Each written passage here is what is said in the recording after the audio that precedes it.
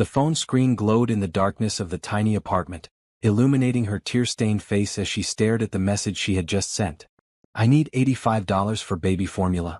I wouldn't ask if it wasn't important. I'm sorry. Her hands shook as she waited for a reply, the baby's cries echoing from the other room. She had exactly $2.17 in her bank account, no food in the refrigerator, and a baby who hadn't stopped crying for hours. What she didn't know was that the number she thought belonged to her brother now belonged to someone else, someone whose net worth had 9 zeros at the end. She had no idea that this desperate text message, sent at 2:13 a.m. on a Tuesday, would change her life forever. Faith looked at her phone again, wondering why her brother hadn't replied. It had been 3 years since they had spoken, 3 years of silence after their big fight about her ex.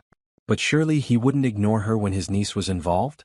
She had swallowed her pride to reach out, telling herself this was just a test to see if he still cared, if there was any hope of fixing their relationship. She hadn't expected to actually need the money by the time he responded. The baby's cries grew louder, and Faith rushed to the small bassinet in the corner of her one-bedroom apartment. Little Lily was only 3 months old, her face red from crying, tiny hands balled into fists. I know, baby girl. I know you're hungry, Faith whispered, picking her up and rocking her gently. Mommy's trying to figure something out. The apartment was cold despite it being April. The heating had been turned off last month when she couldn't pay the bill. Faith wrapped Lily in another blanket, trying to calm her. The baby's formula had run out that morning, and Faith had been giving her water with a tiny bit of sugar, something her grandmother used to do in emergencies. But that wasn't going to work for much longer. Her phone buzzed, the sound making her heart jump. She grabbed it quickly, hoping it was her brother. Wrong number, the text read. Faith's heart sank. She had memorized her brother's number years ago. Had he changed it to avoid her completely? She typed back quickly, James? It's Faith. Please, I really need help. Lily needs formula. 3 dots appeared, then disappeared, then appeared again. Finally, a response came through. This isn't James. You have the wrong number. Tears welled up in Faith's eyes. She had been so sure this was his number. Now she had no way to reach her brother, and she had just embarrassed herself to a stranger. I'm sorry to bother you, she typed back, her fingers trembling. She put the phone down and leaned against the wall, sliding to the floor with Lily in her arms. The baby had quieted a little, exhausted from crying, but Faith knew she would start again soon. She needed to figure something out. The phone buzzed again. Faith ignored it at first, thinking the stranger was just acknowledging her apology. But when it buzzed a second time, she reached for it. Is your baby really out of formula? The message read. Faith stared at the screen, unsure how to respond. She didn't want charity from a stranger, but Lily's needs came first. Yes, she finally typed back.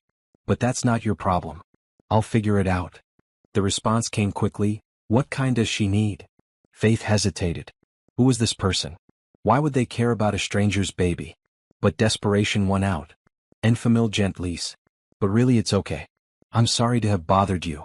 There's a 24-hour Walmart on Evergreen Drive. I can have formula delivered to you through their pickup service in an hour. What's your name? Faith stared at the message in disbelief. Was this some kind of joke? Or worse, some kind of trap? Why would you do that for someone you don't know? She typed back. Because a baby shouldn't go hungry, came the simple reply.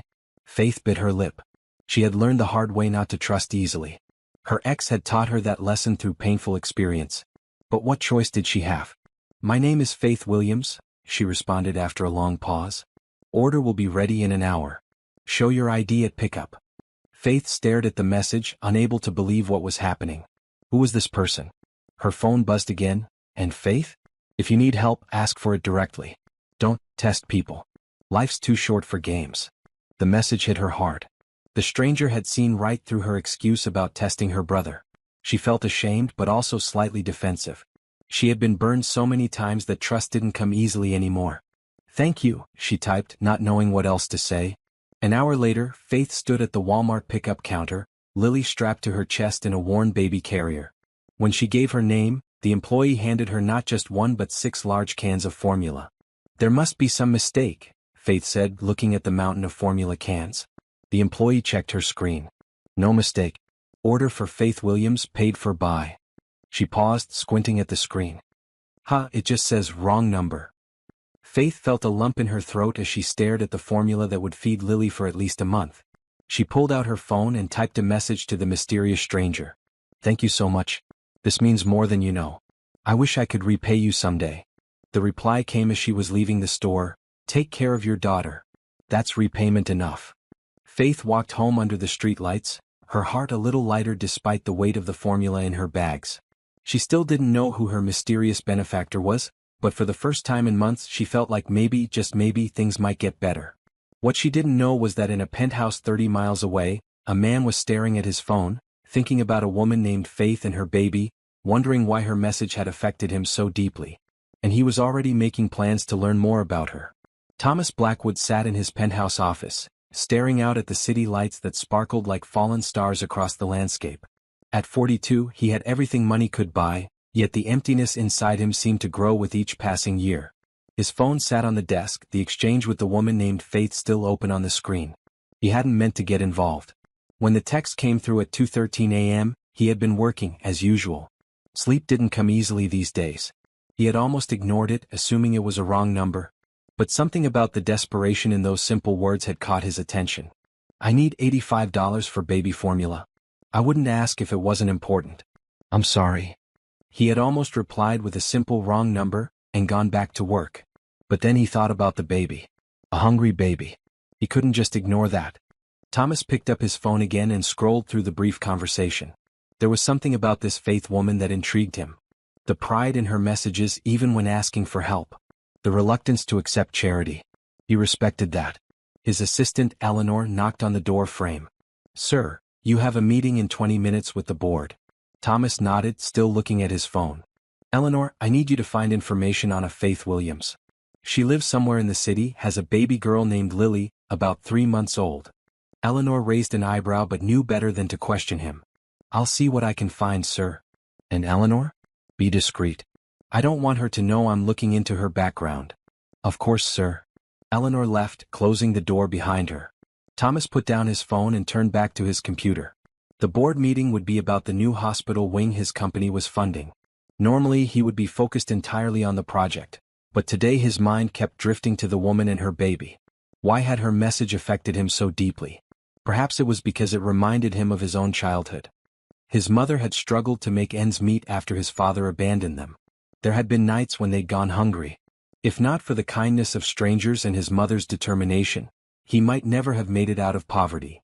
By the time Eleanor returned with a file later that afternoon, Thomas had convinced himself that his interest was purely humanitarian. He was in a position to help people, and this was just another opportunity to do so. "Faith Williams, 27 years old, Eleanor said, placing the file on his desk. Single mother to Lily Williams, 3 months old. Lives in an apartment on the east side. Works as a nursing assistant at Memorial Hospital but has been on unpaid leave since giving birth. Father of the baby is not in the picture. She has a brother, James Williams, but they appear to be estranged." Thomas flipped through the file, looking at the information Eleanor had gathered. Faith's apartment was in one of the poorest areas of the city. Her bank account was nearly empty. She had medical debt from the birth, despite having insurance. And her job wouldn't be waiting for her when her leave ended. The hospital was downsizing. "She's going to need more than baby formula," Thomas murmured. Eleanor stood by the desk, her expression neutral. "Would you like me to arrange something, sir?" Thomas closed the file. "Not yet. I need to think about this." After Eleanor left, Thomas leaned back in his chair, considering his options. He could anonymously pay off Faith's medical debt. He could ensure she had a job to return to. He could even arrange for childcare so she could work. But something told him Faith wouldn't accept such help if she knew where it was coming from. His phone buzzed with a new message. It was from Faith. "I don't know who you are, but thank you again for the formula. Lily is finally sleeping peacefully. I promise I'm not usually someone who begs strangers for help. Things have just been really hard lately." Thomas looked at the message for a long time before replying. "Everyone needs help sometimes," he wrote back. "I'm glad your daughter is doing better." He hesitated, then added, "My name is Thomas, by the way." He hit send before he could change his mind. Why had he told her his name? He usually valued his privacy above all else. The reply came quickly, "Nice to meet you, Thomas. Though I wish it had been under better circumstances. I feel like I should explain myself. I really was trying to text my brother. We haven't spoken in years, but I thought maybe for Lily's sake. Anyway, I was wrong. About a lot of things. Thomas found himself smiling at her honesty. Family relationships can be complicated, he responded. Do you have other people you can reach out to for support? There was a longer pause before her next message. Not really. My mom died when I was in college and my dad left when I was a kid. I have some friends, but everyone's struggling these days. I don't like to burden them. Thomas frowned. Her situation was worse than he'd thought. What about Lily's father? He asked, even though Eleanor's report had already told him the man wasn't involved.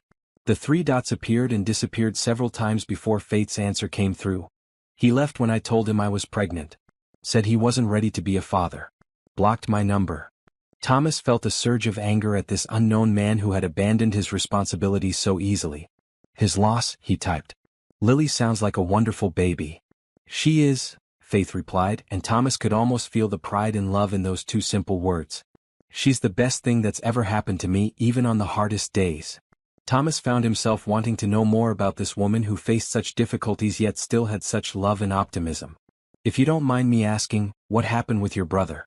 The one you were trying to contact. Another long pause. We had a big fight 3 years ago. He warned me about my ex, Lily's father. Said he was bad news. I didn't listen. When everything fell apart, I was too ashamed to admit James was right. And now I don't even have his correct number. Would you like to find him? Thomas asked. More than anything, Faith responded. But I don't know how. I've tried looking him up online, but he's not on social media. And I can't afford a private investigator. Thomas thought for a moment. He had resources that could locate James Williams within hours. But offering such help might seem suspicious. Let me think about this, he wrote. There might be ways to find him without hiring a professional. You've already done more than enough, Faith replied. I can't ask for anything else. You're not asking. I'm offering, Thomas wrote back. Everyone deserves to have family in their life, especially Lily. There was no immediate response. Thomas wondered if he had overstepped. After all, they were still strangers connected by a wrong number and an act of kindness. Finally, a new message appeared. Why are you being so nice to me? You don't even know me. It was a fair question and one Thomas had been asking himself. Maybe I see something of myself in your situation, he replied honestly. My mother raised me alone, and there were times when a little kindness from a stranger made all the difference. You turned out okay, I'm guessing, Faith responded. Thomas looked around his penthouse office, at the trappings of wealth that surrounded him. I've been fortunate, he wrote, the understatement almost making him smile. But I never forget where I came from. Well, thank you for remembering, Faith wrote. I should go, Lily's starting to wake up. But, can I text you again sometime? It's nice having someone to talk to. Thomas felt an unexpected warmth in his chest. Anytime, he replied. I mean that. He put his phone down and turned to the window again. The city looked different somehow, as if he was seeing it through new eyes. For years, he had poured himself into building his company, increasing his wealth, funding charitable projects. But it had been a long time since he had connected with someone on a personal level.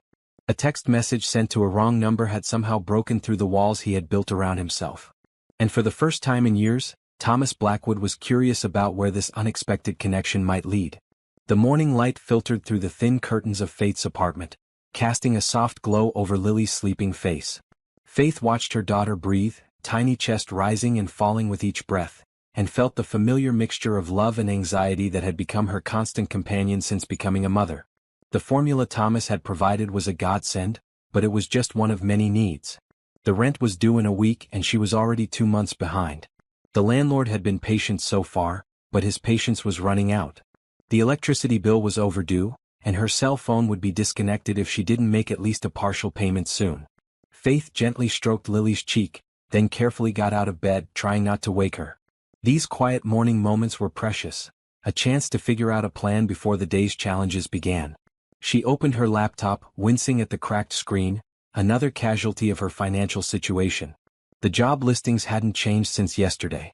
Everyone wanted experience she didn't have or availability she couldn't offer as a single mother. Her nursing assistant certification would expire soon if she didn't find work in the field, but without reliable childcare, even that door was closing.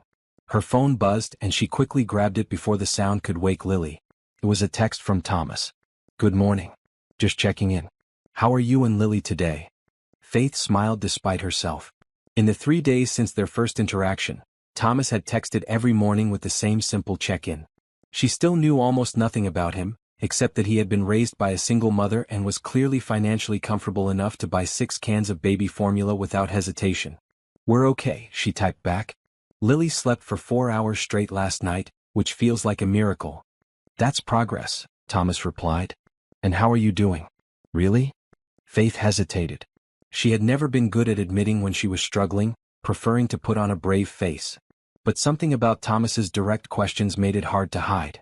"Worried about rent," she admitted. "I'm looking for work, but it's complicated with a baby." 3 dots appeared, then disappeared, then appeared again. Finally, "What kind of work are you looking for?" "Anything," Faith replied honestly. "I'm a certified nursing assistant, but I'd take anything that pays the bills right now." "Have you considered remote work?" Thomas asked. "Something you could do from home with Lily?" Faith sighed. "I've looked into it. Most legitimate remote jobs still require specific hours or experience I don't have. And I'm wary of scams." "That's understandable," Thomas responded. "Let me think about this." Faith put her phone down and went to the small kitchen area to make coffee. She had exactly 3 scoops of coffee left in the container, enough for today but not tomorrow. One more thing to worry about. Lily began to stir, her little face scrunching up as she woke. Faith quickly prepared a bottle of formula and picked her up, settling into the one comfortable chair in the apartment to feed her. "What are we going to do, Lilybug?" she whispered to her daughter. "Your mama's trying her best, but it doesn't seem to be enough." Her phone buzzed again, but she couldn't reach it while feeding Lily. By the time she had burped the baby and settled her on a blanket on the floor, there were 3 new messages from Thomas. "I might have an opportunity for you," the first one read. "A friend of mine runs a medical transcription company. They're looking for people who understand medical terminology. With your background as a CNA, you might be a good fit." The third message made Faith's heart beat faster. "It's legitimate, remote, and you can set your own hours. Would you be interested in learning more?" Faith stared at the phone, trying to process what she was reading. It sounded too good to be true, which usually meant it was. But Thomas had already proven himself trustworthy once. "I'd definitely be interested," she replied. "But I have to ask, why are you doing this? You don't even know me." The reply came quickly. "Sometimes people come into our lives for a reason. Maybe you texted the wrong number, but perhaps it was the right person at the right time." Faith smiled at the unexpected philosophical turn. "That's a nice thought. So, how do I apply for this job?" "I'll have my friend contact you directly. Is it okay if I give her your number?" Faith hesitated only briefly before responding, "Yes, that's fine." She put down her phone and looked at Lily, who was kicking her legs and making happy baby noises on her blanket. "Did you hear that, Lily? Mama might have a job opportunity. A real one from home." As if in response, Lily gave a toothless smile that melted Faith's heart. These moments made all the struggle worthwhile. Her phone rang with an unknown number. Faith quickly answered it. "Hello, is this Faith Williams?" a professional-sounding woman asked. "Yes, speaking. My name is Mariah Johnson. I'm the founder of MedScript Transcription Services. Thomas Blackwood mentioned you might be interested in a position with us." Faith's mind raced. Thomas Blackwood? As in Blackwood Industries? The company that owned half the buildings downtown? Yes, I am interested," Faith managed to say, her mind still processing this new information. "Excellent. Thomas spoke highly of your background in healthcare. Do you have time for a quick interview now, or would you prefer to schedule something later?" Faith looked around her messy apartment, at Lily on the floor, at the stack of unpaid bills on the counter. "Now is fine," she said firmly. The interview went better than Faith had expected. Mariah was professional but kind, asking about Faith's experience as a CNA, her familiarity with medical terminology, and her typing speed. She explained that new transcriptionists started with simpler files and progressed to more complex ones as they gained experience. The pay was per audio minute transcribed, with bonuses for accuracy and quick turnaround. "We can provide the necessary software and training," Mariah explained. "The only requirements are a computer with internet access, a quiet space to work, and a commitment to confidentiality." "I can definitely provide all of those," Faith assured her, silently thanking her past self for splurging on a laptop before Lily was born. "Wonderful. There is one more thing," Mariah said, her tone becoming slightly hesitant. "Thomas mentioned that you have a young baby and might need some flexibility." Faith braced herself for bad news. This was usually where opportunities fell apart. "We actually have a special program for parents of young children," Mariah continued. Extended deadlines, mentorship from other parent transcriptionists, and access to our emergency backup team if you're unable to complete a file due to child-related issues. Faith was speechless for a moment. That sounds amazing, she finally said. We find that parents are often our most dedicated and accurate transcriptionists, Mariah said warmly. So it's a win-win. Can you start training tomorrow? Absolutely, Faith said, feeling a glimmer of hope for the first time in months. After the call ended, Faith picked up Lily and danced around the small apartment with her. We did it, baby girl. Mama's got a job. She grabbed her phone and texted Thomas. Just finished the interview with Mariah. I got the job. I start training tomorrow. Thank you so much, Thomas. She hesitated, then added, Thomas Blackwood of Blackwood Industries? You might have mentioned that little detail. His reply came a few minutes later. Would it have changed anything if I had? Faith thought about it. Would she have been more hesitant to accept help if she had known who he was from the beginning? Probably. His wealth would have intimidated her, made her even more reluctant to accept assistance. Probably, she admitted.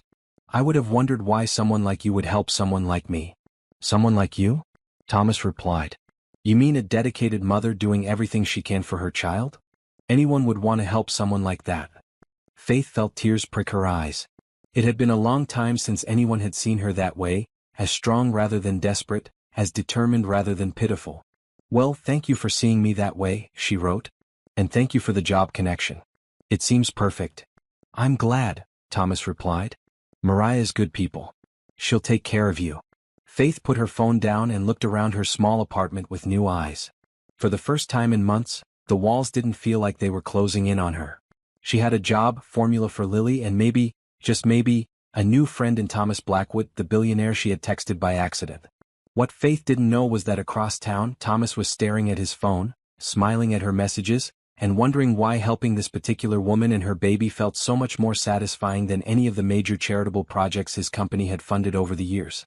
3 weeks had passed since Faith began working for Medscript Transcription.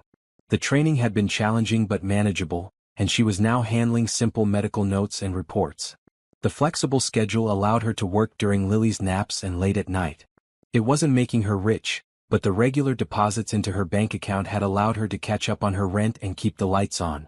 Thomas had continued to text her almost daily, simple check-ins that gradually evolved into real conversations. She learned that he was 42, had never been married, and worked in business. An understatement that made her laugh when she called him on it. He asked about Lily's development and listened when Faith shared her worries about being a good mother. Despite their vastly different circumstances, talking to him felt easy, natural. But one subject remained unresolved: her brother James. Thomas had mentioned several times that he might be able to help find him, but Faith had been hesitant to accept more help. Today, though, as Lily turned 4 months old, Faith found herself thinking about family and what it meant. She picked up her phone. Remember when you offered to help me find my brother? She texted Thomas. Is that offer still open? His response came quickly, of course. Tell me what you know about him and I'll see what I can do. Faith settled onto her couch with Lily on her lap and began typing. His full name is James Robert Williams. He's 2 years older than me, so 29 now. Last time I knew, he was working as an electrician in the city. He has a birthmark shaped like Australia on his left shoulder. That's a random detail, but it's distinctive. Our last fight was about 3 years ago, when I was dating Marcus, Lily's father. James said Marcus was trouble, and I told him to stay out of my business. She paused, the memory still painful. The last words I said to him were that I didn't need his approval or his protection. I said some other things too, terrible things I didn't mean. He walked away and we haven't spoken since. I tried calling a few times after Marcus left, but his number had changed. That's why I thought I had his new number when I texted you. Thomas's reply was gentle. Family wounds run deep, but they can heal with time and effort. Let me see what I can find. Faith put her phone down and looked at Lily, who was watching her with curious eyes. That's your Uncle James I'm trying to find, she told her daughter softly. He doesn't know about you yet, but I think he'd love you a lot. Her phone buzzed again. I have some resources that might help, Thomas had written. But I need to ask, have you tried social media? Many people who aren't on the major platforms still have LinkedIn for professional connections. Faith smiled ruefully. I checked LinkedIn. There are about 50 James Williamses in the city. None of them look like my brother in their profile pictures, but many don't have photos at all. What about mutual friends? Thomas suggested. I've tried reaching out to a few, but most of them lost touch with him too. James was always kind of a loner. There was a longer pause before Thomas's next message. Would you be comfortable if I hired someone to look for him? I know people who can do this discreetly and ethically. Faith bit her lip. It felt like a big step, accepting this level of help from Thomas. But finding James was important, not just for her but for Lily too. Yes, she finally replied. If you're sure it's not too much trouble. No trouble at all, came the quick response. I'll keep you updated. Faith put her phone down, feeling a mix of hope and anxiety. What if James didn't want to be found? What if he was still angry with her? What if he had moved away, started a new life, and had no interest in reconnecting with his sister or meeting his niece? She pushed those thoughts aside and focused on Lily, who was starting to fuss. It was time for her afternoon bottle, and Faith had transcription work to complete before bedtime. Her life had developed a routine, not an easy one but one that was sustainable. And having Thomas's support, even from a distance, made her feel less alone. 2 days later, Faith was feeding Lily breakfast when her phone chimed with a text from Thomas. Good news. My contact found information on your brother. Faith nearly dropped the baby spoon. What did they find? She typed back quickly. James Williams, 29, currently working as a master electrician for Green City Electric. He lives in an apartment on the west side of town. I have his current phone number and address. Faith stared at the message, her heart pounding. After 3 years of silence, she was just a phone call away from speaking to her brother again. Should I just call him? She asked Thomas. Or would that be too much of a shock? What feels right to you? Thomas replied. You know your brother better than anyone. Faith thought about it. James had always been straightforward, sometimes to a fault. He had no patience for games or dramatic gestures. I think I should just call, she decided. The worst he can do is hang up on me. That's brave, Thomas texted back. Would you like me to send his number now? Faith took a deep breath. Yes, please. The number appeared in a new message. Faith stared at it, suddenly terrified. What would she say after all this time? How could she explain everything that had happened? I'm nervous, she admitted to Thomas. That's normal, he assured her. Remember, he's your brother. Whatever happened between you, that doesn't change. Faith nodded to herself. Thomas was right. James was family, and family was important. Something she understood even more deeply now that she had Lily. I'm going to call him, she texted to Thomas. Wish me luck. All the luck in the world, came his reply. Let me know how it goes. Faith took another deep breath, copied the number into her phone, and pressed call before she could change her mind. Her heart pounded as the phone rang once, twice, 3 times. Hello. A male voice answered, cautious but familiar. Faith froze. It was James, his voice a little deeper than she remembered but unmistakably him. Hello, he repeated. Who is this? James, Faith finally managed to say, her voice barely above a whisper. It's Faith. There was a long silence on the other end of the line. Faith clutched the phone tighter, afraid he might hang up. Faith, he finally said. Is this really you? Yes, it's me, she said, tears starting to form in her eyes. I've been trying to find you for months. Another silence, then, are you okay? Are you in trouble? The concern in his voice broke something inside her. After everything she had said to him, his first thought was still for her well-being. I've been better, she admitted. But I'm getting by. James, there's so much I need to tell you. So much has happened. Marcus? He asked, his voice hardening slightly. Gone, she said simply. You were right about him. I should have listened. She heard James exhale on the other end of the line. I didn't want to be right, Faith. Not about that. I know, she whispered. I'm sorry for the things I said. I didn't mean them. I said some things too, James replied. Things I regret. Faith glanced at Lily, who was watching her with curious eyes from her high chair. James, there's someone I want you to meet. Your niece, Lily. She's 4 months old. There was a sharp intake of breath. You have a baby? Yes, Faith said, smiling through her tears. She's beautiful, James. She has Mom's eyes. Faith, James's voice cracked slightly. Why didn't you call me when she was born? I tried, Faith explained. Your number had changed. I've been trying to find you ever since. I actually texted what I thought was your new number a few weeks ago, but it turned out to be someone else. A stranger who ended up helping me find you. I want to see her, James said firmly. And you? Can I come over? Faith looked around her small apartment. It wasn't much, but it was clean and home. Yes, she said. I'd like that. They arranged for James to visit the following evening. After hanging up, Faith sat down, her legs shaky with relief. She picked up Lily and held her close. You're going to meet your uncle tomorrow, she told her daughter. He's going to love you so much. She texted Thomas. I just spoke to James. He's coming over tomorrow to meet Lily. Thank you, Thomas. I can't believe you found him. I'm so happy for you, Thomas replied. Family reunions are precious. How are you feeling? Overwhelmed, Faith admitted. Happy, nervous, grateful, all at once. That sounds about right, Thomas wrote back. Take some time to process it all. And remember, you've done something brave today. That's worth celebrating. Faith smiled at his words. In the few weeks since their accidental connection, Thomas had become a steady presence in her life, a voice of calm and encouragement when she needed it most. She still didn't understand why he had chosen to help her, but she was grateful beyond words. I have you to thank for this, she texted him. None of this would have happened without you. You texted me, Thomas replied. You reached out. You made the call. Give yourself credit, Faith. Faith smiled, touched by his insistence on her agency in all this. Most people in her life had tried to make her feel small, dependent. Thomas did the opposite, somehow managing to help her without diminishing her. She spent the rest of the day in a state of nervous anticipation, cleaning the apartment and preparing for James's visit. Tomorrow would bring another chapter in her life, the reunion with her brother, the only family she had left beyond Lily.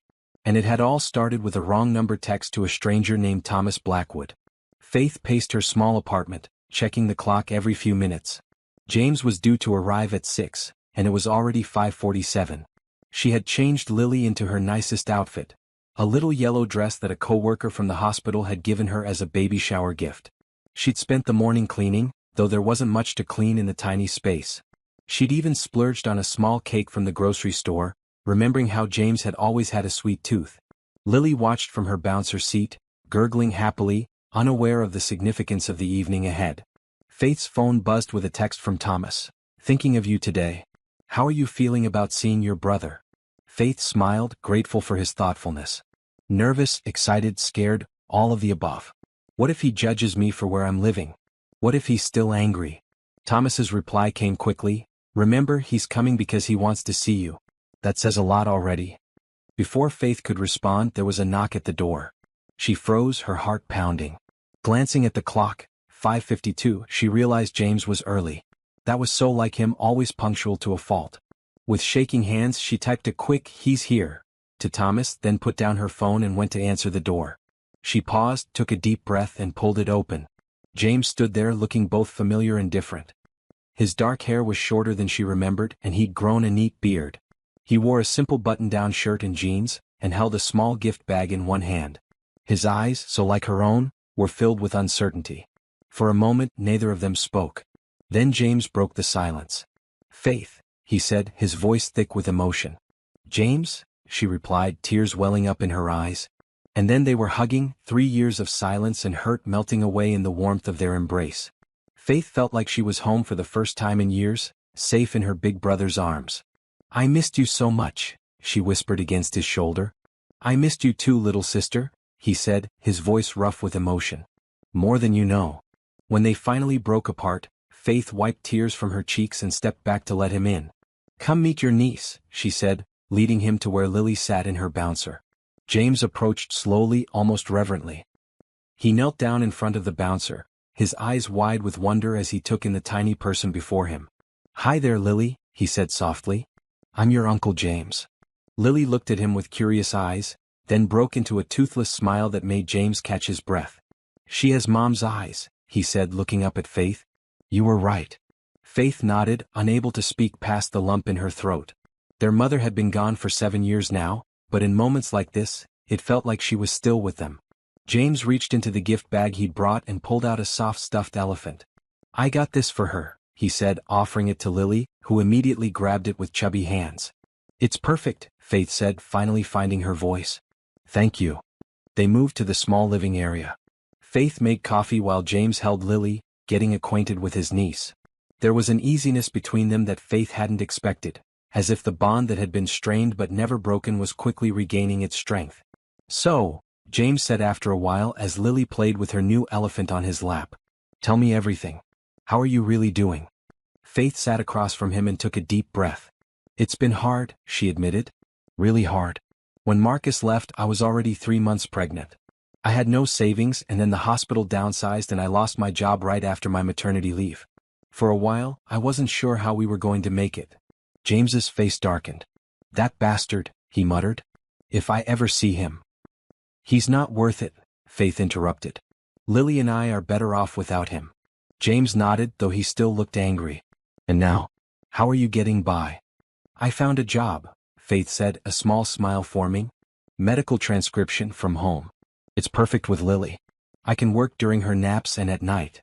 That's great, James said, looking genuinely pleased. But why didn't you call me when things got tough? I would have helped. Faith looked down at her coffee.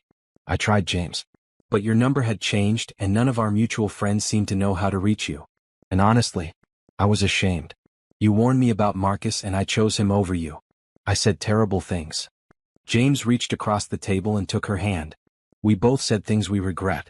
But you're my sister, Faith. Nothing changes that. Faith squeezed his hand, fighting back tears again. I know that now. So how did you finally find me? James asked. You mentioned something about a wrong number? Faith laughed, realizing how strange the story would sound. It's actually kind of crazy. I was desperate one night, we were out of formula and I had no money. I thought I had your new number, so I texted asking for help. But it wasn't you, it was this guy named Thomas. And he helped you? A complete stranger? James looked skeptical. Faith nodded. He not only helped, he had 6 cans of formula delivered to me that night. And then he helped me find this job. And then he found you. James's eyebrows shot up. Who is this Thomas guy? Some kind of saint. Faith smiled, thinking about Thomas and their daily text conversations. He's just someone with a good heart. He said his mom raised him alone, and there were times when strangers helped them. I guess he was paying it forward. I'd like to meet him someday, James said. Thank him for taking care of my sister and niece when I couldn't. Maybe someday, Faith said, though she wondered what a meeting between her brother and Thomas Blackwood would be like. They came from such different worlds. As the evening progressed, Faith cut the cake she'd bought, and they talked about everything that had happened in the 3 years they'd been apart. James had become a master electrician and was now supervising crews on major construction projects. He had dated a few women but was currently single. He had moved to the west side of the city for work, which explained why Faith hadn't run into him. What about you? James asked as they finished their cake. Anyone special in your life? Besides Lily, I mean. Faith shook her head. Between work and Lily, I barely have time to shower, let alone date. And after Marcus. Well, let's just say my trust issues have trust issues. James nodded understandingly. When you're ready, the right person will come along. Someone who appreciates how amazing you are. Faith smiled, touched by his confidence in her. Thanks, big brother. As the evening wound down, Lily began to fuss, ready for her bedtime routine. Faith picked her up, soothing her with gentle pats. I should go, James said, standing. Let you get her to bed. Will you come back? Faith asked, suddenly anxious. This isn't just a one-time visit, right? James looked at her with surprise. Of course I'm coming back. You're my family, Faith. Both of you. He reached out and stroked Lily's head gently. How about Sunday? I can bring dinner. Faith nodded, relief washing over her. Sunday sounds perfect. At the door, James hugged her again, careful not to squish Lily between them. I'm so glad you found me, he said. Me too, Faith replied. More than you know. After James left, Faith put Lily to bed, then sat on her couch, emotionally drained but happier than she had been in years. She picked up her phone to text Thomas. James just left. It went really well. Better than I could have hoped. Thomas's reply came almost immediately. I'm so happy for you, Faith. Family is precious. He wants to meet you someday, Faith typed. To thank you. There was a longer pause before Thomas's response. I'd like that. Maybe when the time is right. Faith wondered what that meant, but she was too tired to analyze it. Thank you again, Thomas. For everything. Get some rest, he replied. You've had a big day. Faith put her phone down and leaned back on the couch, thinking about the strange twists life could take. A wrong number in a moment of desperation had led to finding her brother again, to a new job, to a friendship with a billionaire who texted her daily just to check in. For the first time in a long time, Faith fell asleep with a smile on her face, hopeful about what tomorrow might bring. Thomas Blackwood sat in his office staring at his phone. Faith's last text, telling him about her successful reunion with her brother, filled him with a satisfaction he rarely felt in business dealings, despite their much larger scale. Eleanor knocked on his door, entering with a stack of contracts that needed his signature. "You're smiling," she observed, setting the papers on his desk. "Good news?" Thomas put his phone down. "Just a personal matter working out well." Eleanor raised an eyebrow but didn't comment further. In the 15 years she had worked for him, Thomas had rarely mentioned anything personal. "The board is asking about your decision on the East Side Development project," she said, changing the subject. "They'd like an answer by Friday." Thomas nodded, his mind turning to business. The East Side development was a major investment. Luxury condos and high-end retail that would transform one of the city's poorer neighborhoods. It would make Blackwood Industries a fortune, but it would also drive up housing costs for current residents. Residents like Faith and Lily. "Tell them I need more time," he said. "I want to explore some alternatives." Eleanor looked surprised but made a note. "Anything else?" Thomas thought for a moment. "Yes. Find out who owns the apartment building at 1225 Pine Street. It's in poor condition but fully occupied. I want to know more about it." 1225 Pine Street, Eleanor repeated, making another note. "May I ask why?" "Just exploring options," Thomas said vaguely. "Thank you, Eleanor." After she left, Thomas turned back to his computer. He had been thinking about Faith's situation, and others like hers, more and more lately. The East Side development would bring jobs and tax revenue, but at what cost to the existing community? His phone buzzed with a new text from Faith.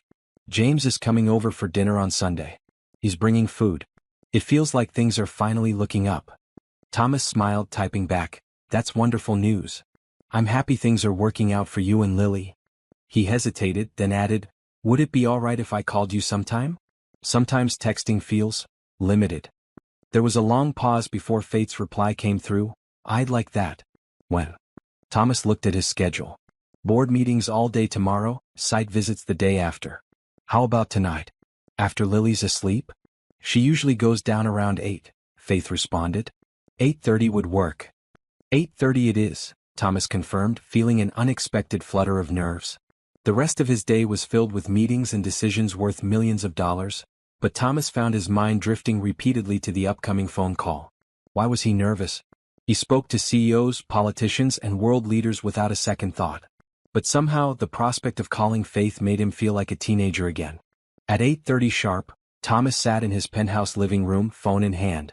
He had gone home early, skipping a dinner with potential investors. He dialed Faith's number and waited, heart inexplicably pounding. "Hello." Her voice was softer than he had imagined, with a slight huskiness to it. "Faith? It's Thomas." "Hi," she said, and he could hear the smile in her voice. "This feels weird, hearing your voice after all these weeks of texting." Thomas laughed. "I know what you mean. Is this a good time? Lily's asleep?" "Out like a light," Faith confirmed. "She had a big day. James came by briefly this afternoon just to say hello. I think he can't quite believe he's an uncle." "That's understandable," Thomas said. "It's a big change." There was a brief silence, then Faith asked, "So why did you want to call? Is everything okay?" Thomas leaned back in his chair. "Everything's fine. I just wanted to hear your voice, I suppose. Texting is convenient, but sometimes it's nice to have a real conversation." "I agree," Faith said. "Though I have to admit I'm curious about something." "What's that?" "Why me, Thomas? Of all the wrong numbers you must get, why did you help me? And why are you still helping me?" Thomas had asked himself the same question many times over the past few weeks. "Your text came at a particular moment," he said slowly. "I just spent the day in meetings where we discussed millions of dollars as if they were nothing. And then there you were, needing $85 for something as basic as feeding your baby. The contrast was stark. But that doesn't explain why you kept texting, why you helped me find James, why you're calling me now," Faith pressed. Thomas considered his answer carefully. I think I needed to be reminded that behind every statistic, every demographic study, every market segment we discuss in those boardrooms, there are real people with real lives. You and Lily became real to me in a way that those abstractions never could." Faith was quiet for a moment.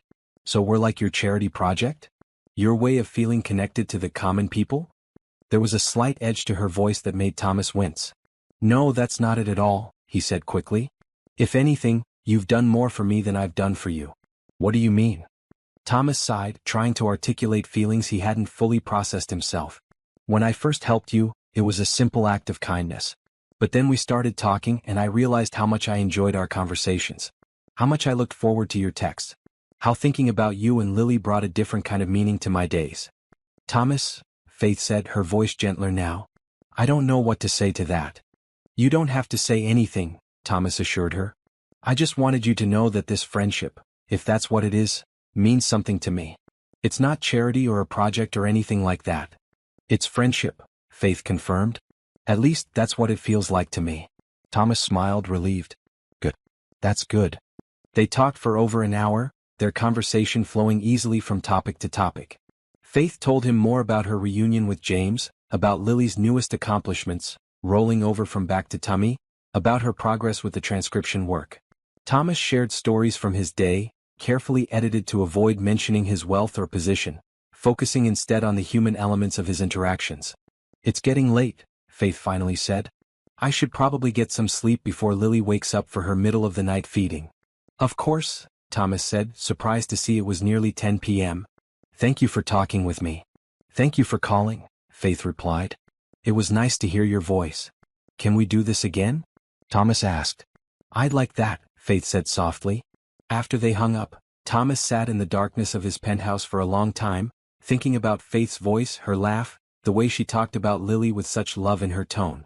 He had dated beautiful, accomplished women over the years, socialites, models, executives, but none of them had affected him the way Faith did, a woman he had never even met in person.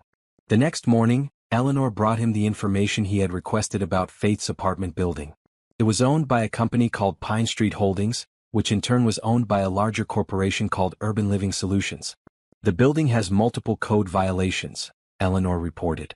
But the fines are minimal compared to the rent they collect, so they just pay them and continue operating. Thomas frowned. Find out if Urban Living Solutions is for sale, or if they'd be open to an offer for just the Pine Street property. Eleanor looked at him curiously. Are you thinking of buying a rundown apartment building? I'm thinking of fixing a rundown apartment building, Thomas corrected. There's a difference. This wouldn't have anything to do with that woman who texted you by mistake, would it? Eleanor asked, surprising Thomas with her perceptiveness. It might, he admitted. But it's also the right thing to do. Those people deserve better living conditions. Eleanor nodded, a small smile on her face. I'll make the inquiries. And sir? It's good to see you interested in something personal. After she left, Thomas checked his phone. There was a new text from Faith. Thanks for calling last night. It was nice to talk. Have a good day, Thomas. He smiled and typed back. I enjoyed it too. Talk again soon? Her reply was immediate. I'd like that. Thomas put his phone down and turned to the contracts Eleanor had left yesterday. The East Side development was still the first item on the agenda. Thomas stared at the plans, seeing them with new eyes. What would this development mean for people like Faith? For the community that already existed there? He pressed the intercom. Eleanor, cancel my meetings this afternoon. I want to visit the East Side site personally. Yes, sir, Eleanor replied, sounding surprised. Will you need a car? Yes, but tell Robert to be discreet. No company car. And I'll need casual clothes brought from home. 3 hours later, Thomas walked the streets of the East Side neighborhood in jeans and a simple button-down shirt, looking like any other professional taking a lunch break. He passed small businesses, a laundromat, a corner grocery, a daycare center, all of which would be demolished under the current development plan. He watched people going about their daily lives. Mothers with children, elderly residents sitting on stoops, teenagers walking home from school. This was Faith's world, he realized. These were her streets, her community. And his company was planning to erase it all in the name of progress and profit. As he walked, Thomas began to form a new vision. One that incorporated the existing community rather than displacing it. Mixed-income housing instead of luxury-only condos. Space for local businesses alongside new retail. A development that lifted the entire community rather than replacing it. By the time he returned to his office, Thomas had the outline of a new proposal for the East Side development. It would make less money initially but would be more sustainable in the long run. And more importantly, it would allow people like Faith to remain in their homes and communities. He didn't mention any of this to Faith in their texts that evening or during their phone call the following night. This wasn't about impressing her or gaining her approval. It was about doing the right thing, something she had reminded him was important just by being who she was.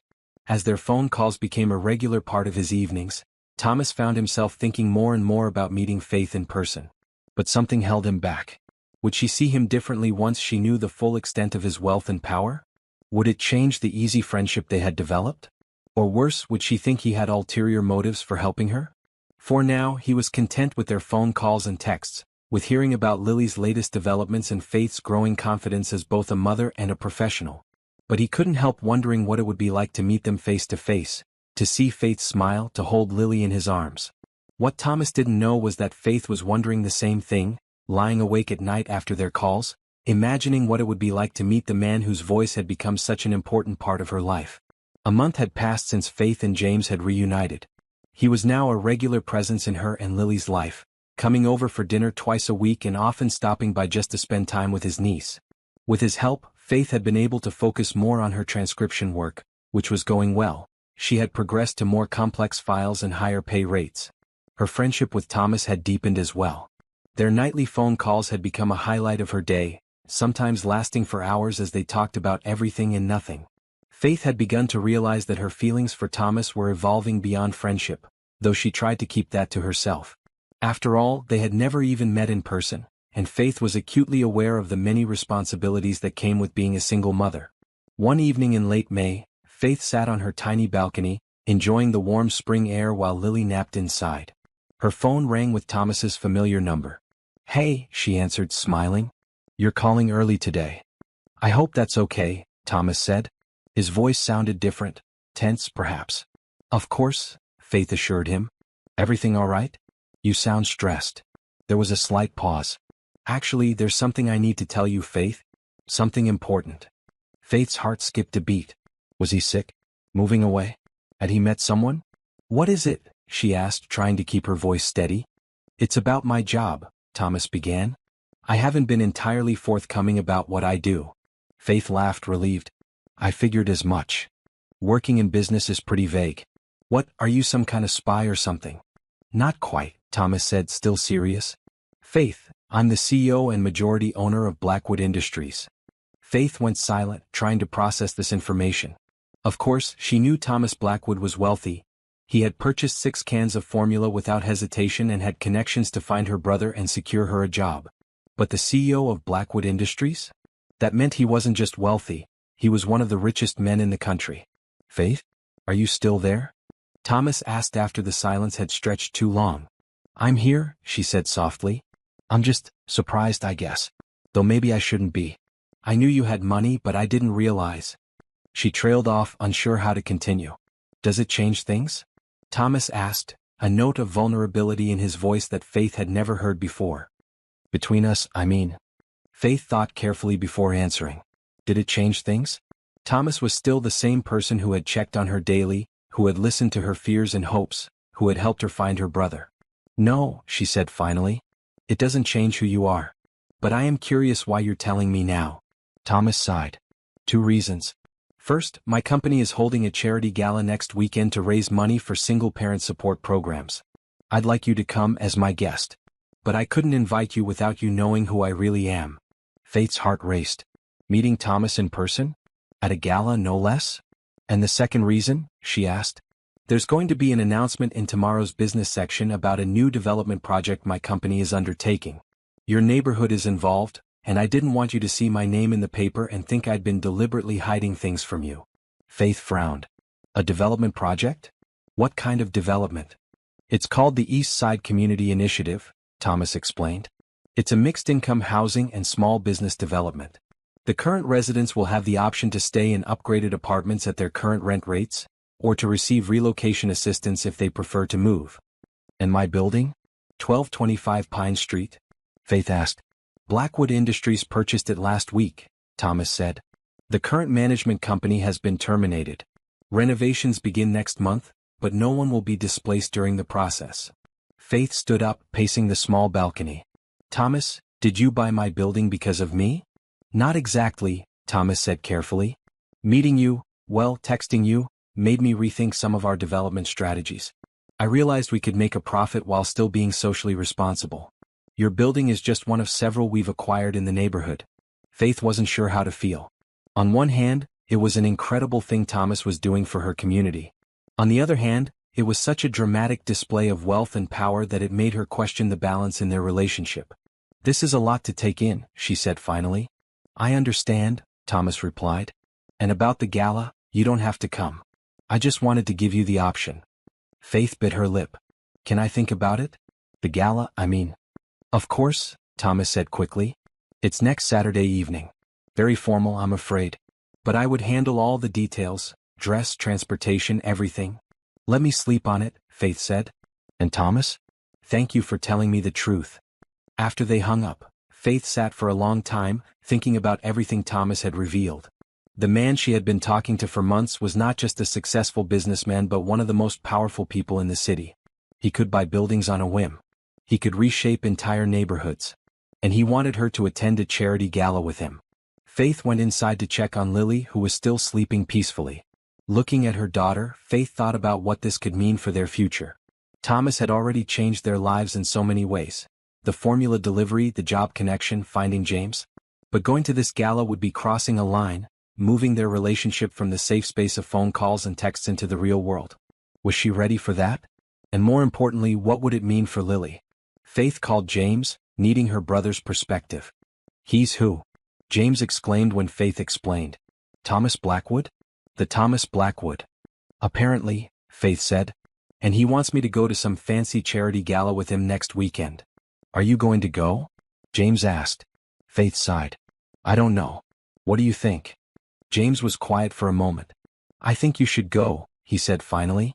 But be careful. Men like that, they live in a different world, Faith. I know, she said softly. That's what scares me. Want me to watch Lily that night? James offered. She can have her first sleepover at Uncle James's place. Faith smiled, grateful for her brother's support. Let me decide if I'm going first. But thank you, James. After hanging up, Faith looked around her small apartment, seeing it through new eyes, the eyes of someone who knew the building's owner was Thomas Blackwood. Would there be renovations soon? Better heating? New appliances? It was all so surreal. Her phone buzzed with a text from Thomas. I hope I didn't overwhelm you with everything. Whatever you decide about the gala, nothing changes between us unless you want it to. Faith smiled at his thoughtfulness.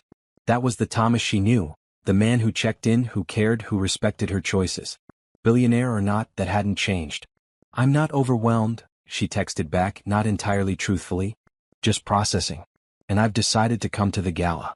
But I'll need help with a dress. And a babysitter. Thomas's reply came quickly. I'm so glad. I'll handle the dress. Would you be comfortable with me sending a stylist to you? As for the babysitter, is there someone you trust? My brother offered to take Lily for the night, Faith replied. And yes, a stylist would be fine. I've never been to anything like this before. You'll be wonderful, Thomas assured her. And Faith? Thank you for giving me a chance to meet you in person. I've been wanting to for a long time. Faith felt butterflies in her stomach as she read his words. I've wanted to meet you too, she admitted. Though I'm a little nervous. Me too, came his surprising reply. More than a little, actually. The knowledge that Thomas Blackwood, Billionaire CEO, was nervous about meeting her made Faith smile. Maybe they weren't so different after all. The next day, the business section of the city newspaper featured a front-page story about the East Side Community Initiative. There was a photo of Thomas, the first time Faith had seen what he looked like, standing in front of a model of the development.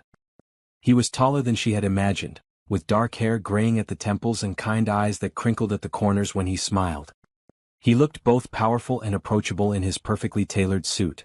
As promised, a stylist arrived at Faith's apartment 2 days later, a friendly woman named Claudia who brought a selection of gowns for Faith to try on. They settled on a deep blue dress that made Faith's eyes stand out and complemented her figure without being too revealing. Mr. Blackwood has excellent taste, Claudia commented as Faith twirled in front of the mirror. This color is perfect for you. Faith blushed, wondering how Thomas had known to choose this particular shade of blue. Had she mentioned once that it was her favorite color?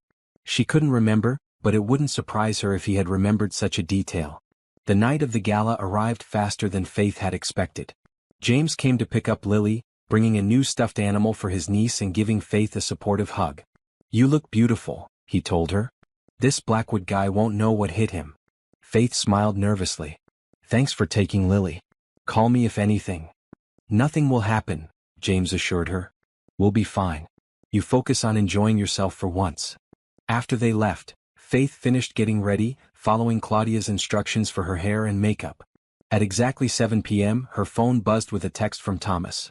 The car is downstairs whenever you're ready. No rush. Faith took one last look in the mirror, barely recognizing the elegant woman who stared back at her. With a deep breath, she gathered her small clutch purse, the wrap that had come with the dress, and headed downstairs. A sleek black car waited at the curb, a chauffeur holding the door open for her. Good evening, Ms. Williams, he said politely. I'm Robert. Mr. Blackwood is waiting for you at the venue. The drive to the hotel where the gala was being held took about 20 minutes. Faith spent it trying to calm her nerves, reminding herself that she already knew Thomas, even if they had never met in person. This was just putting a face to the voice she had come to care for so deeply.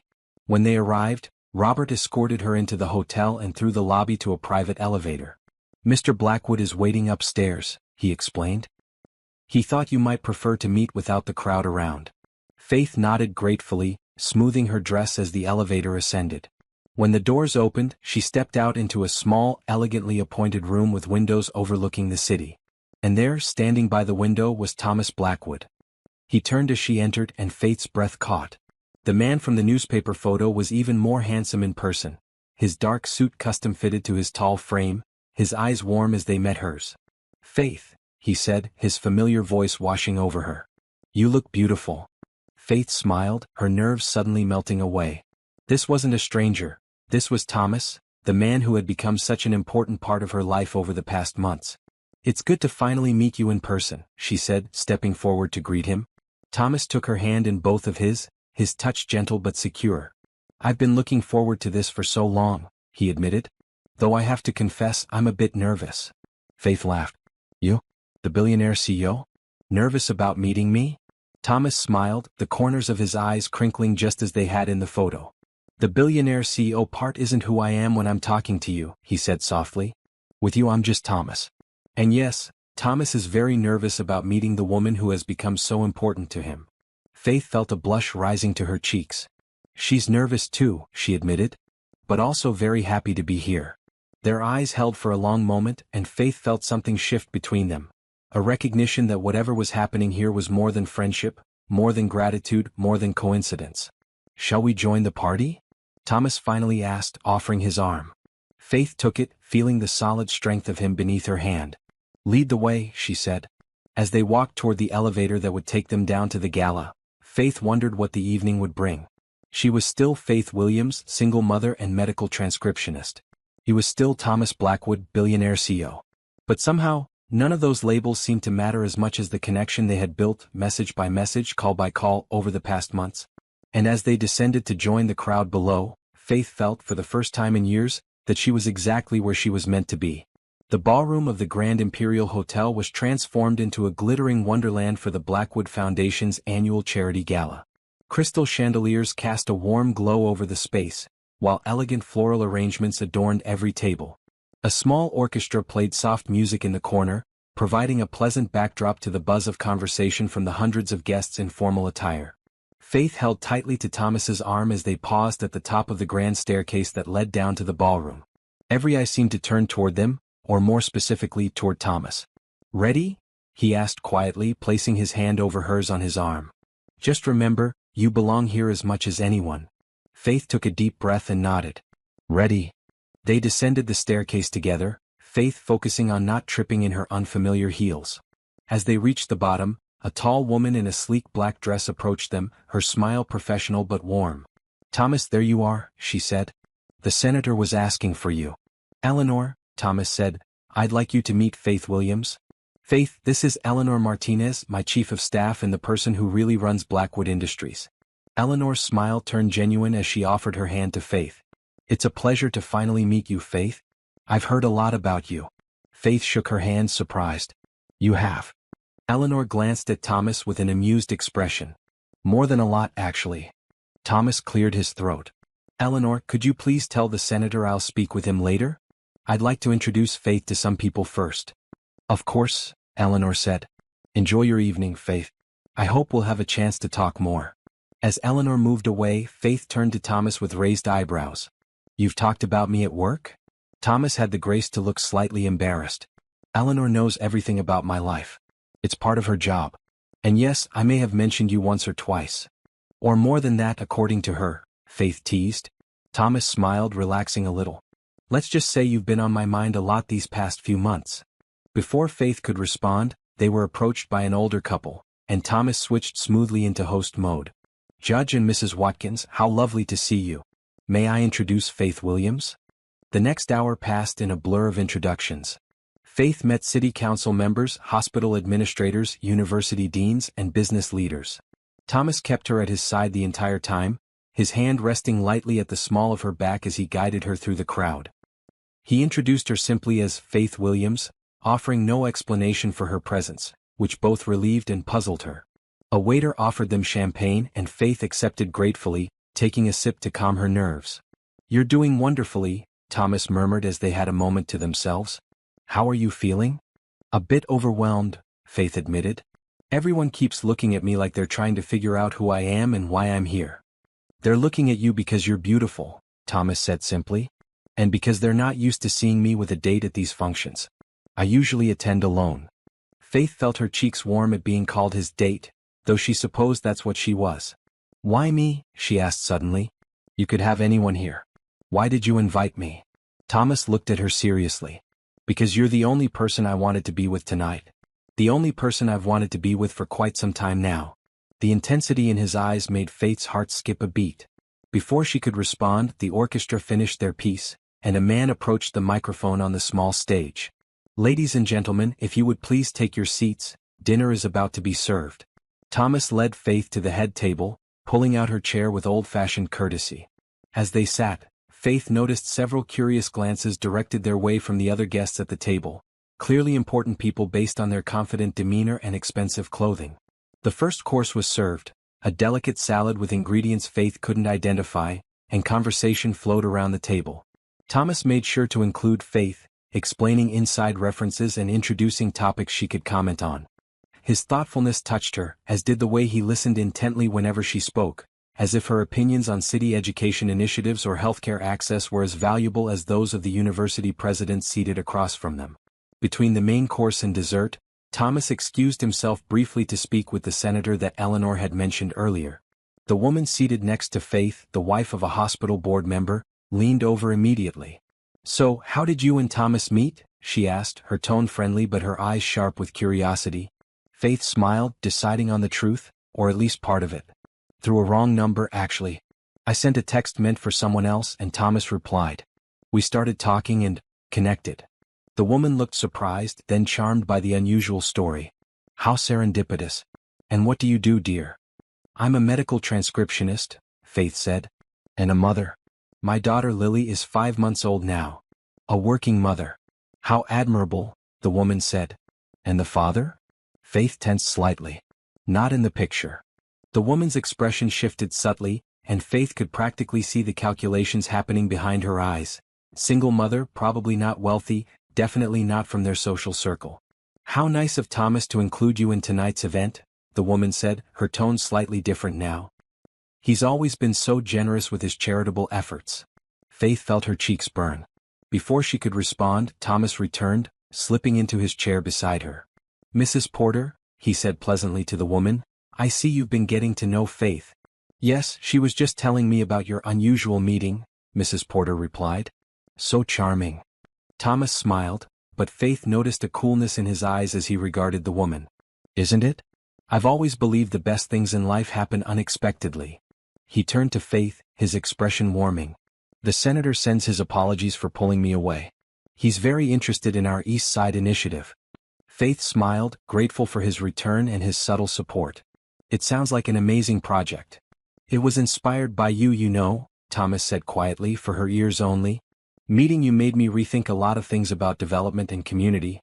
Before Faith could process this, the lights dimmed slightly, and the man with the microphone returned to the stage. "Ladies and gentlemen, it's time for the highlight of our evening. Please welcome the founder and CEO of Blackwood Industries, the chairman of tonight's gala, Mr. Thomas Blackwood." Applause filled the room as Thomas squeezed Faith's hand and stood. "Wish me luck," he murmured. Good luck, she whispered back, watching as he made his way to the stage. Thomas took the microphone with the easy confidence of someone accustomed to public speaking. Thank you all for coming tonight in support of the Blackwood Foundation's Single Parent Support Initiative. As many of you know, this cause is particularly close to my heart. My own mother raised me alone, working multiple jobs to keep a roof over our heads and food on the table. Faith listened, captivated. Thomas had mentioned his mother briefly in their conversations, but he'd never gone into detail about his childhood. Tonight, I'm proud to announce that Blackwood Industries will be donating $50 million to establish a new program providing housing, childcare, education, and job training for single parents in our city. Gasps and applause greeted this announcement. $50 million was far more than anyone had expected, even from a man as wealthy as Thomas Blackwood. This initiative will focus particularly on creating opportunities for economic independence, Thomas continued. Because as I've learned recently, what single parents need most isn't handouts, it's a chance to build security and stability for their families through their own efforts. His eyes found Faith's in the crowd, and she felt a rush of emotion. He was talking about her, about what he had learned from her struggles and determination. Every parent deserves the opportunity to provide for their children with dignity, Thomas said, his gaze still on Faith. And every child deserves to grow up knowing they are valued and supported by their community. Thank you. The applause was thunderous as Thomas returned to his seat. Under the table, Faith reached for his hand and squeezed it tightly. That was beautiful, she whispered. I meant every word, he replied, squeezing back. After dinner, the orchestra began playing again, and couples moved to the dance floor. Thomas turned to Faith. Would you dance with me? Faith hesitated. I'm not very good. It's been a long time. I'm not either, Thomas admitted. But I'd really like to hold you in my arms if that's okay. His honesty made Faith's heart flutter.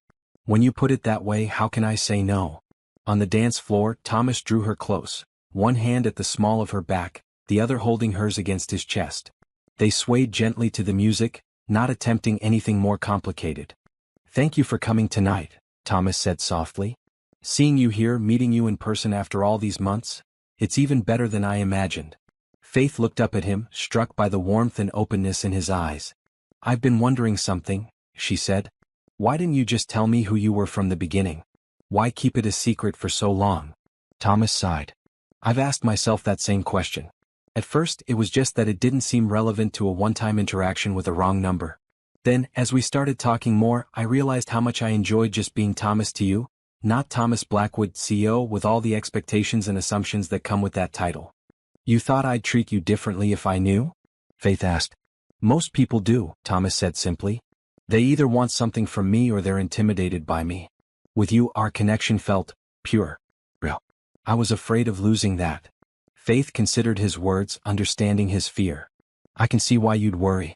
But Thomas, the man I've come to know through all those texts and calls, that's who you really are. The money, the company, this gala, that's just the packaging. Thomas looked at her with wonder. How did you get so wise? Faith laughed. Believe me, I've made plenty of unwise choices in my life. Just ask my brother. Speaking of James, Thomas said, how is he doing with Lily tonight? He's texted twice with photos, Faith said, smiling. They're doing great. He's completely smitten with her. I can understand that, Thomas said.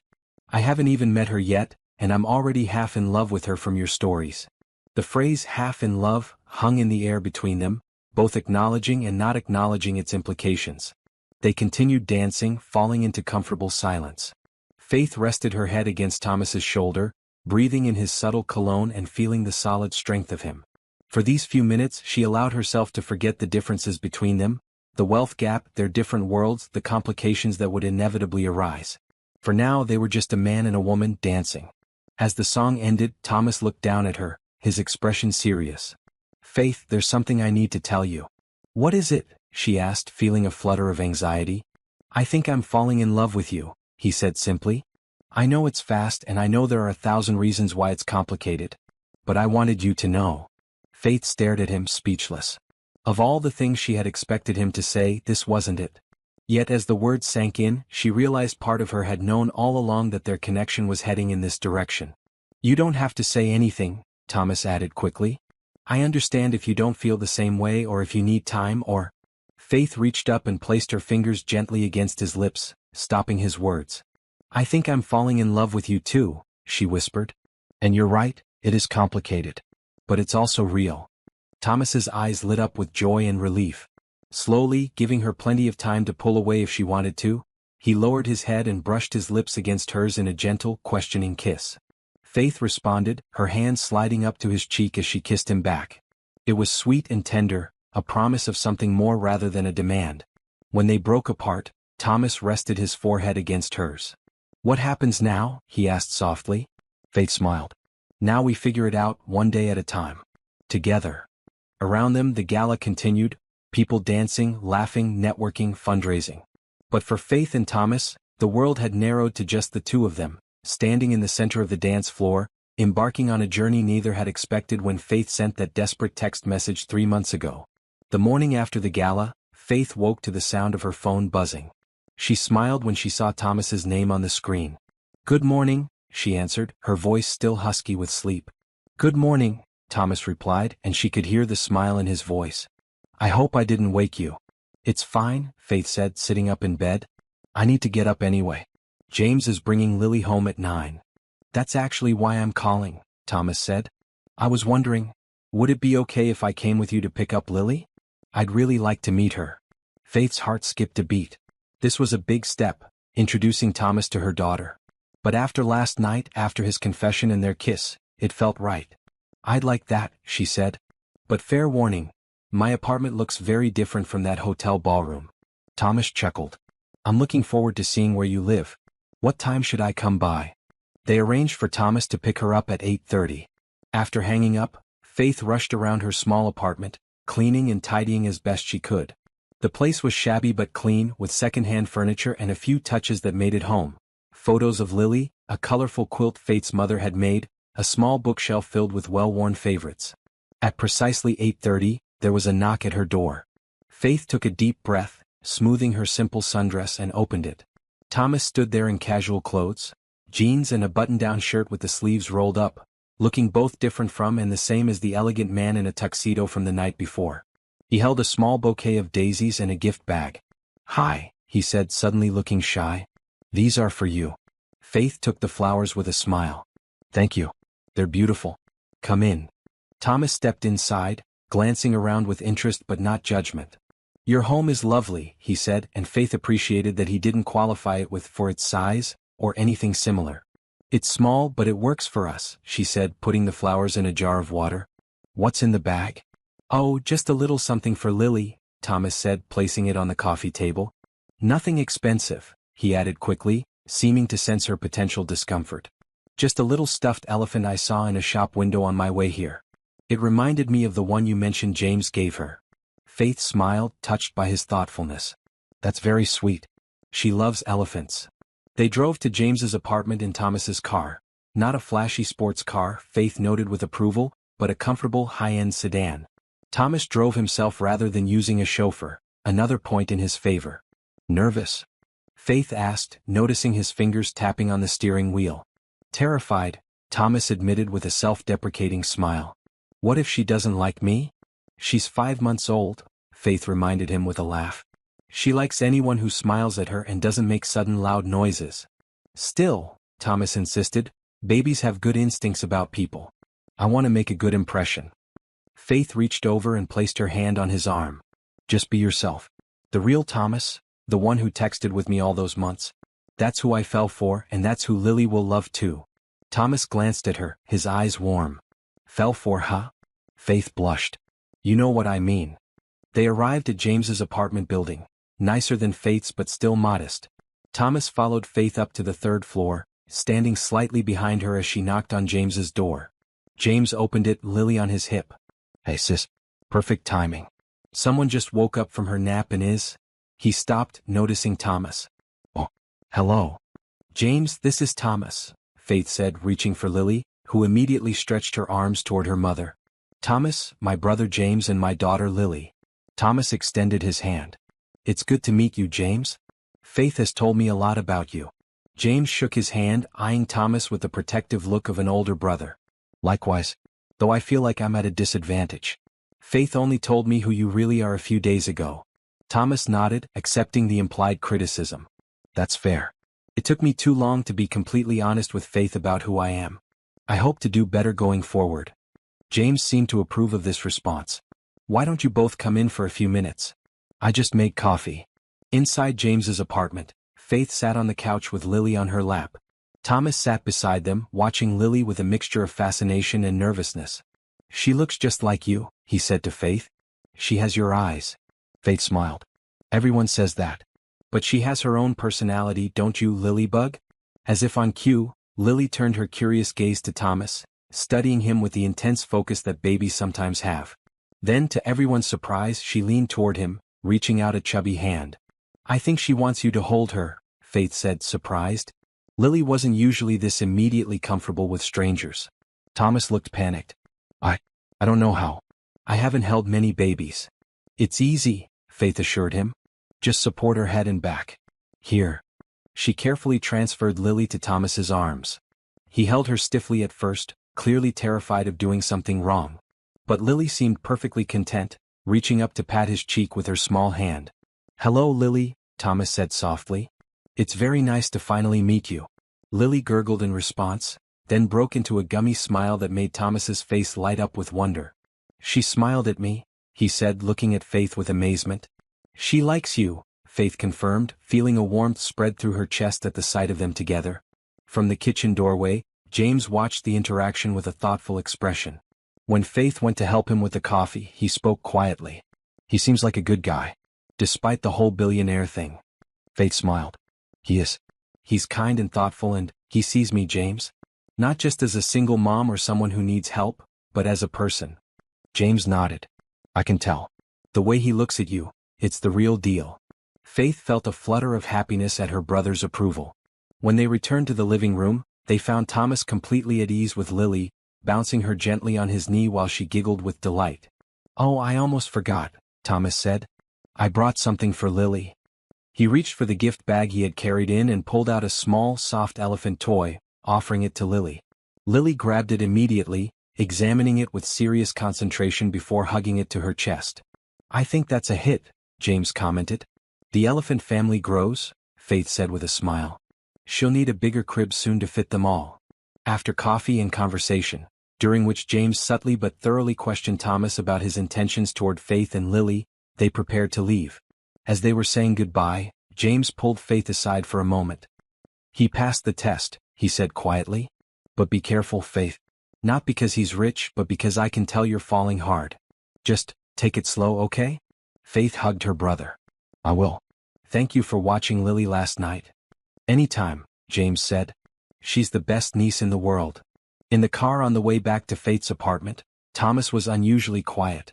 Faith glanced at him, wondering what he was thinking. Everything okay? She asked finally. Thomas nodded, then shook his head.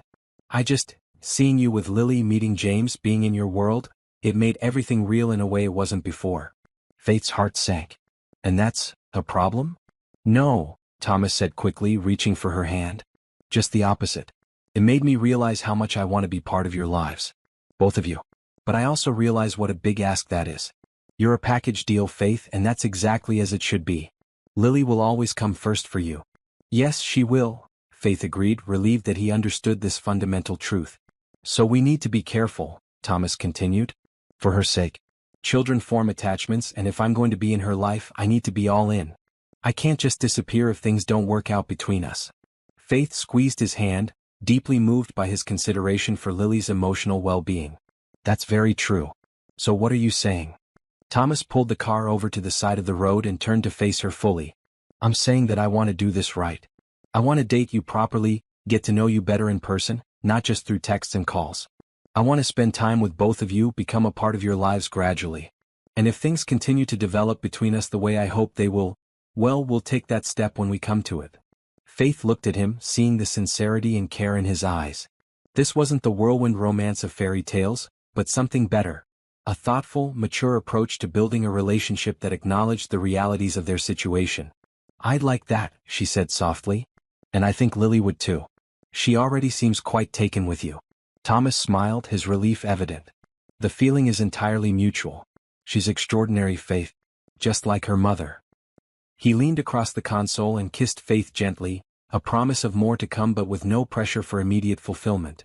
As they drove back to Faith's apartment, Lily babbling happily in her car seat and her new elephant clutched tightly in her small hand, Faith felt a sense of peace she hadn't experienced in years. There were still challenges ahead, the differences in their backgrounds, the scrutiny their relationship would face, the adjustments they would both need to make. But for the first time, Faith believed that those challenges wouldn't be faced alone.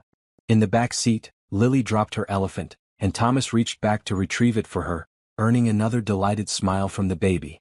Watching them, Faith thought about how a single text message to a wrong number had changed the course of her life, bringing her brother back, giving her financial stability, and now, potentially, a partner who saw her for who she truly was. Sometimes she realized the best things in life come from the most unexpected beginnings. 1 year later, Faith stood in front of the full-length mirror in her bedroom, hardly recognizing the woman who stared back at her. Her hair was styled in loose waves, her makeup subtle but enhancing. The dress she wore was ivory silk, simple but elegant, falling to just below her knees. Around her neck was a delicate silver pendant, a gift from Thomas on their 6-month anniversary. "You look beautiful, sis," James said from the doorway. Thomas is going to be speechless. Faith smiled nervously. "I hope so. Where's Lily?" "In the living room with Eleanor. That woman is surprisingly good with kids for someone who runs a billion-dollar company." Faith laughed. Over the past year, Eleanor had become a dear friend, her efficiency and dry humor a perfect complement to Faith's more emotional nature. "She's full of surprises." A squeal of delight from the living room announced Lily's happiness. At 18 months old, she was walking, talking in simple sentences, and had thoroughly wrapped everyone around her tiny finger, especially Thomas. Faith followed James into the living room of the penthouse apartment they now called home. It wasn't Thomas's place. They had chosen it together 6 months ago when Faith's lease ended. Thomas had insisted that Faith's name be on the deed alongside his, making it truly their home, not just his space where she and Lily lived. Eleanor sat on the floor, her usual professional demeanor softened as she helped Lily stack blocks. The toddler looked adorable in her white and pale blue dress, a small flower crown perched on her dark curls. "Mama pretty," Lily announced when she saw Faith, abandoning her blocks to toddle over. Faith scooped her up, careful not to wrinkle either of their outfits. "Thank you, baby. You look pretty too." Eleanor stood, brushing off her tailored pants. "She's right. You look stunning, Faith." "Thank you," Faith said. "Is everything ready downstairs?" Eleanor nodded. "Just as you requested. Small, simple, intimate. Only 30 guests, all close friends and family. The garden is decorated with white roses and blue hydrangeas. The string quartet is set up. The cake is beautiful." She checked her watch. "Thomas should be back from his last-minute errand in about 20 minutes. The ceremony is scheduled for 3 p.m. Faith smiled at Eleanor's precise report. "Something's never changed. Thank you for handling everything. I don't know what we'd do without you." Eleanor's professional mask slipped, revealing genuine affection. "It's my pleasure. Seeing Thomas this happy, it's worth all the extra work." The past year had brought changes neither Faith nor Thomas could have imagined when they first met at the charity gala. Their relationship had developed naturally, with Thomas becoming a regular presence in Faith and Lily's lives. He had kept his promise to take things slowly, always respecting Faith's role as Lily's mother and never attempting to rush or pressure her. 3 months after the gala, Faith had been promoted to team leader at Medscript Transcription, a role she had earned through her excellent work and attention to detail. Thomas had been more proud of her than she was of herself, insisting on taking her out to celebrate. 4 months after that, when Faith's lease was up for renewal, Thomas had suggested they find a place together. Faith had been hesitant at first, worried about moving too quickly, but the penthouse they found, with its separate bedrooms for each of them, a perfect nursery for Lily and a home office for Faith, had felt right from the moment they saw it. James had moved too, to a comfortable apartment in the same building, able to be close to his sister and niece while still maintaining his independence. His electrical contracting business had expanded after Thomas recommended him for several Blackwood Industries projects, though James had insisted on earning each contract through the quality of his work, not his connection to the boss. And 5 months ago, on Lily's first birthday, Thomas had proposed. Not with a grand gesture or public display, but quietly at home after Lily had gone to sleep. He had presented Faith with a simple but exquisite diamond ring and told her that the wrong number text that had brought them together was the luckiest mistake of his life. Faith had said yes without hesitation. They had decided on a small wedding, just family and close friends in the garden of their building. No press, no business associates, no elaborate celebration. Just a genuine expression of their commitment to each other and to the family they were building together. The elevator chimed, announcing an arrival. Faith's heart raced, thinking it might be Thomas, but instead, an older woman with kind eyes and silver-streaked dark hair stepped into the penthouse. Mrs. Blackwood, Eleanor greeted her. Welcome. Eleanor, how many times must I tell you to call me Margaret? Thomas's mother said with a warm smile. She turned to Faith and her smile widened. Faith, my dear. You look absolutely radiant. Faith embraced her future mother-in-law. Margaret Blackwood had been a surprise in many ways, warm, down-to-earth, and completely without pretension despite her son's wealth. She had welcomed Faith and Lily into her life with open arms, telling Faith privately that she had never seen Thomas so happy and at peace. Gamma! Lily exclaimed, reaching for Margaret. Margaret took the toddler with practiced ease. Hello, my little treasure. Are you ready for the big day? Cake. Lily replied enthusiastically, making everyone laugh. She has her priorities straight, James commented. The elevator chimed again, and this time it was Thomas who stepped into the penthouse. He wore a light gray suit with a pale blue tie that matched the flowers in Lily's crown. His eyes found Faith immediately, and the love in his gaze made her breath catch. You're not supposed to see the bride before the wedding, Faith teased, though they had agreed not to be too traditional about such things. I couldn't stay away, Thomas said, crossing to her and taking her hands in his. You look absolutely beautiful. Faith smiled up at him. You don't look so bad yourself. Thomas bent to kiss her, but James cleared his throat dramatically. Save it for the ceremony, you two. Thomas laughed, then turned to scoop Lily from his mother's arms. And how's my favorite girl? Ready to help Daddy and Mama get married? Cake. Lily repeated her main concern for the day. After the ceremony, Thomas promised. Remember what we practiced? You walk down the aisle with Uncle James and throw the flower petals? Lily nodded solemnly, though Faith suspected the details would be forgotten in the excitement of the moment. It's almost time, Eleanor announced. We should head downstairs. Faith felt a flutter of nerves as they rode the elevator down to the building's private garden. She had never imagined herself here, in love with a billionaire, about to be married in a fairy tale ceremony. Yet it didn't feel like a fairy tale. It felt real and right and somehow inevitable, as if all the hardships she had faced had been leading her to this moment. In the garden, their small group of guests waited, Mariah from MedScript, some of Faith's colleagues, a few of Thomas's closest friends, the staff from their building who had become like family. The ceremony was simple but heartfelt. James walked Faith down the aisle, followed by Lily, who did indeed forget to throw her flower petals until the very end, when she dumped the entire basket in one spot. Thomas waited under an arch of white roses and blue hydrangeas, his eyes never leaving Faith as she approached. They had written their own vows, promises not of perfect romance but of partnership, respect, and unwavering support.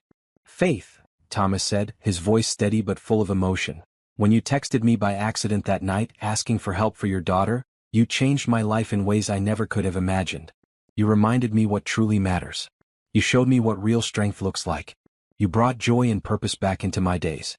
I promise to stand beside you always, to support your dreams as you've supported mine, to be a partner in raising Lily, and to never take for granted the miracle that brought you into my life.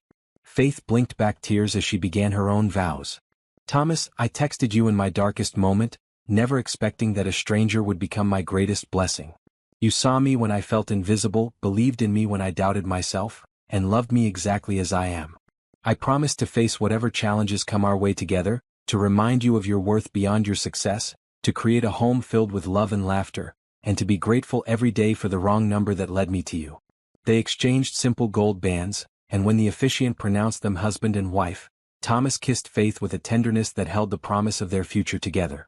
At the small reception that followed, Faith found herself standing slightly apart, watching as Thomas danced with Lily, the toddler standing on his shoes and giggling as he guided her around the floor. James approached, handing Faith a glass of champagne. Penny for your thoughts, sis? Faith smiled, accepting the glass. I was just thinking about that night, the night I texted Thomas by mistake. I was so desperate, so scared. I thought I was testing you, seeing if you still cared enough to help me. But maybe it wasn't a mistake at all.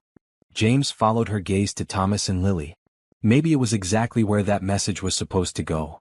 I still can't believe where we are now, Faith admitted. Sometimes I wake up thinking it must be a dream. You deserve this happiness, Faith, James said seriously. Both of you do. Thomas approached with Lily, who was starting to look tired after all the excitement. I think someone's ready for a nap, he said, passing the drowsy toddler to Faith. I'll take her upstairs, James offered. You two should enjoy your reception. After James left with Lily, Thomas led Faith to the dance floor for their first dance as husband and wife. As they swayed to the music, Thomas held her close, his cheek resting against her hair. Happy? He asked softly. More than I ever thought possible, Faith replied honestly. You? Completely, Thomas said. You know, when you first texted me, I almost didn't reply. I almost wrote back a simple wrong number, and went back to work. Faith looked up at him. What made you respond? Thomas thought for a moment. I think it was the honesty in your message. The vulnerability. It felt real in a way that so few things in my life did back then. And now? Faith asked. Now everything feels real, Thomas said. Because of you. Because of Lily. Because of the family we're building together.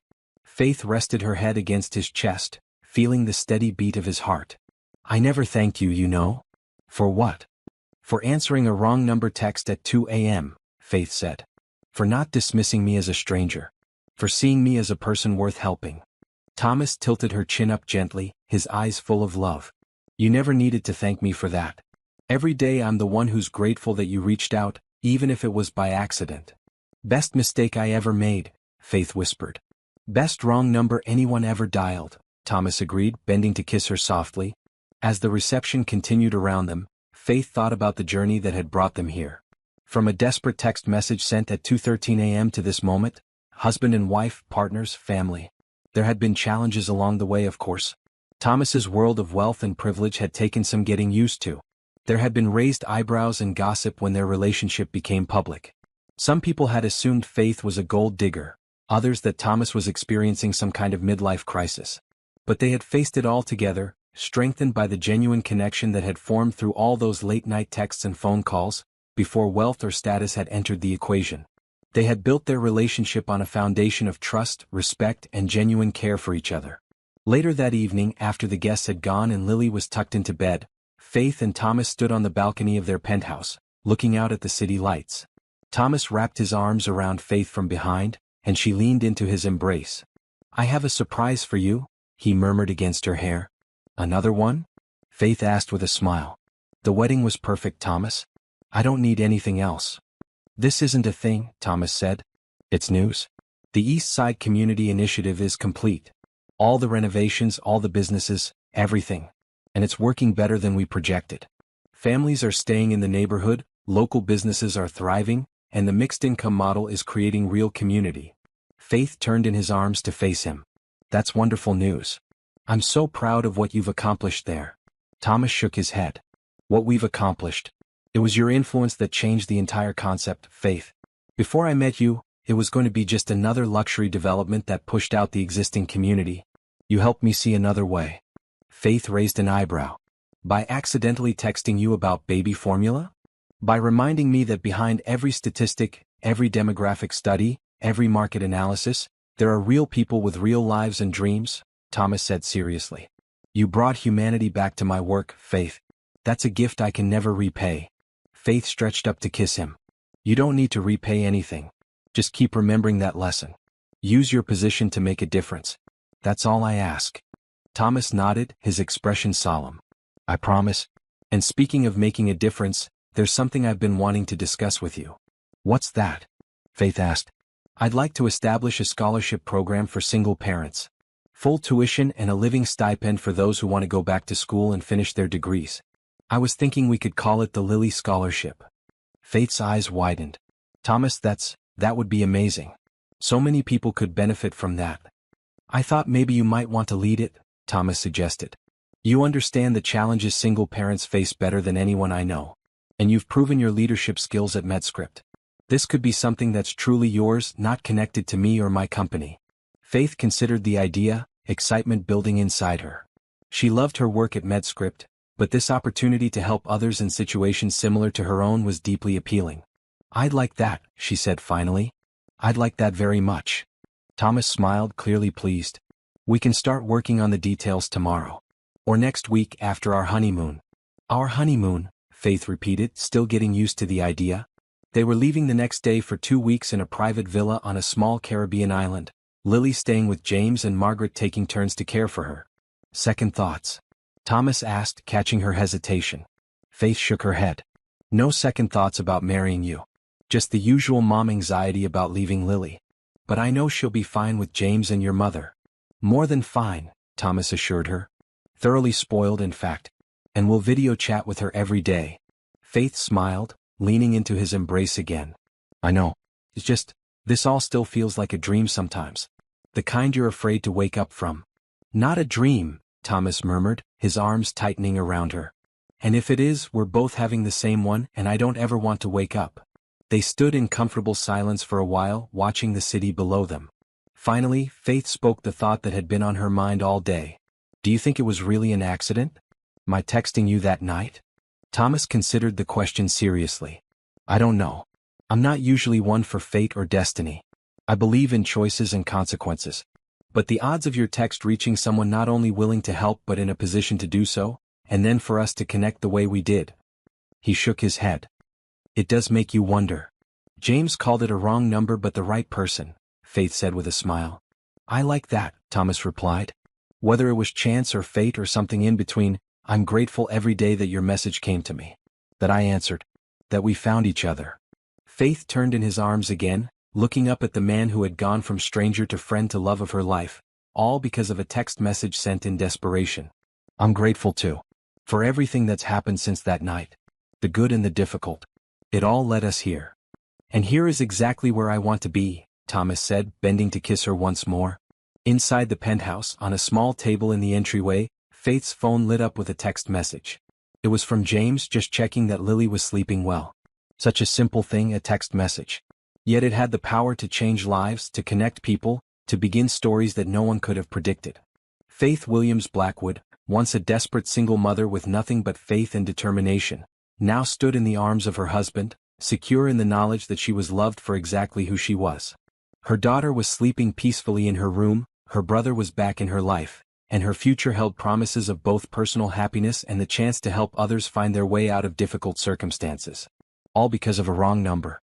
All because of a text sent at 2:13 a.m. to a stranger who chose to answer. All because two people from vastly different worlds recognized something in each other that transcended circumstance.